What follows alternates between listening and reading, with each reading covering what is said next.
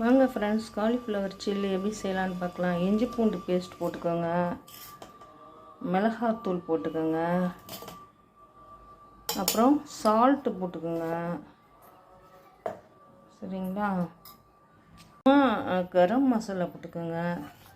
Cornflour வந்து ஒரு 2 spoon போட்டுக்கோங்க. பச்சரிசி மாவு ஒரு 3 ஸ்பூன் போட்டுக்கோங்க. சும்மா லைட்டாக வந்து ஒரு லெமன், அவ்வளோதான். ஓகேவா?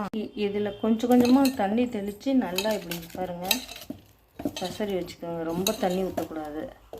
ஒரு 10 நிமிஷம் மூடி வச்சுட்டு எண்ணெயில் போட்டிங்கன்னா நல்லா கிறிஸ்பியான காலிஃப்ளவர் சில்லி உங்களுக்கு கிடைக்கும். இதேமாரி நீங்களும் ட்ரை பண்ணுங்கள். நன்றி. ஊற வச்சுருந்த காலிஃப்ளவரை நான் சில்லி போடுறேன் பாருங்கள்.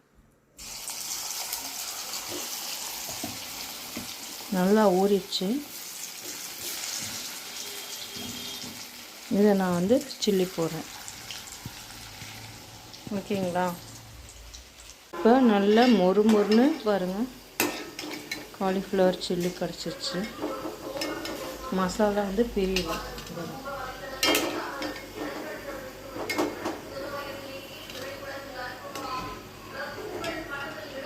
இதுமாரி நீங்களும் வீட்லேயும் செஞ்சு சாப்பிடுங்க. ஓகேங்களா?